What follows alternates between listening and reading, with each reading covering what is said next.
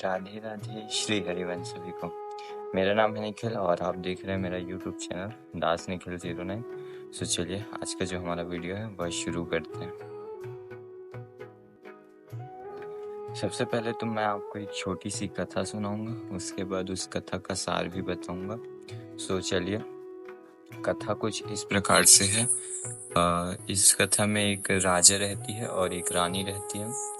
जब राजा ना कुछ दिनों के लिए बाहर चले जाते हैं तो रानी जो है, मतलब रानी का स्वभाव या मन चंचल रहता है, वह मतलब चरित्रहीन ऐसे रहती है।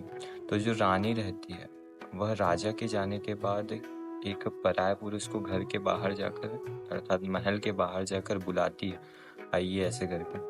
वह पराया पुरुष सोचता है कि चलो रानी बुला रही, वह तो एकदम सीधा साधा रहता है।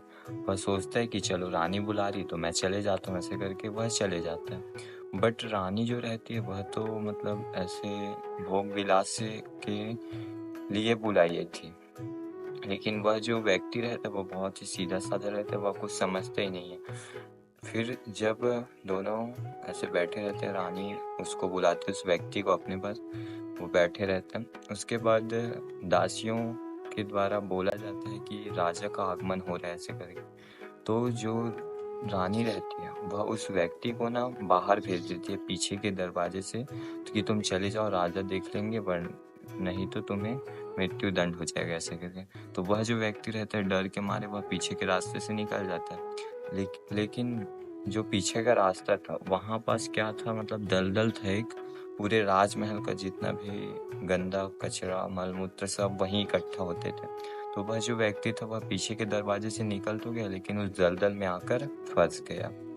फिर जब रानी राजा पूरा रात भर व्यतीत किए, बात किए, जब राजा सुबह को वापस दूसरी जगह गया तब रानी को लगा कि चलो मैं इस व्यक्ति को देख लेता हूँ, वह चले गया है कि नहीं, कि फंस गया ऐसे करके। तो रानी ने देखा कि वह दलदल में फंस चुका था। फिर वह किसी प्रकार बाहर आया व्यक्ति, पूरे 24 घंटे व्यतीत करने के बाद उस दलदल में।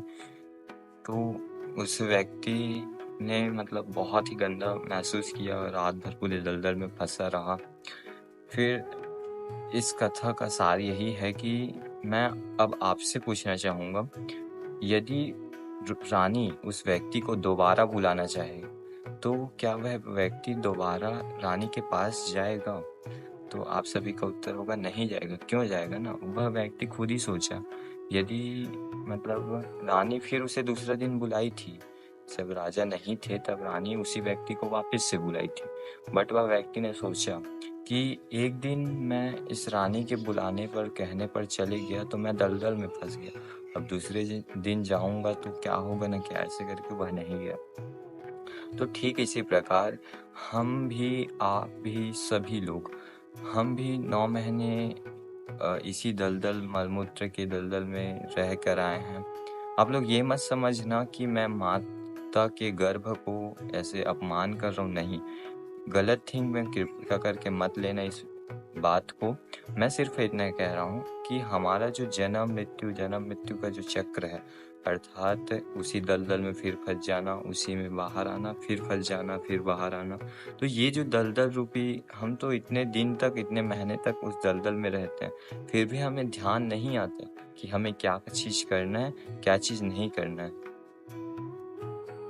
लोग इतने साल उस माँ के पेट में रहने के बाद भी उन्हें पता ही नहीं चलता कि सही कर्म करना है और गलत कर्म तो नहीं करना है, लेकिन फिर भी लोग अब मानते नहीं हैं। फिर उनका पुनर्जन्म होता है, पुनरपि जननम पुनरपि मरणम जठरे शयनम।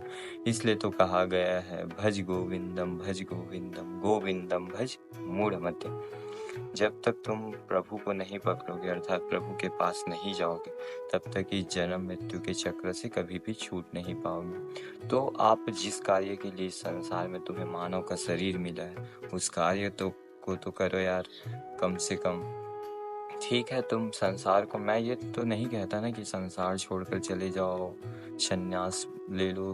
आप लोग गलत पे में लेते हैं हर बात को, जबकि मैंने तो ये कहा कि ना जग छोड़ो ना हरि भूलो, कर्म करो जिंदगानी में, और जग में ऐसे रहो जो कमर रहता पानी में। रहना सबके बीच ही है, रहना सबके साथ ही है, लेकिन ऐसे रहना है जैसे कमल कीचड़ में रहते हैं।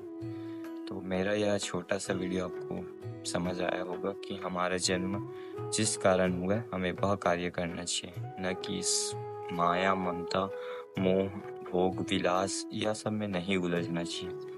राधे राधे। श्री हरिवंश सभी को प्रणाम।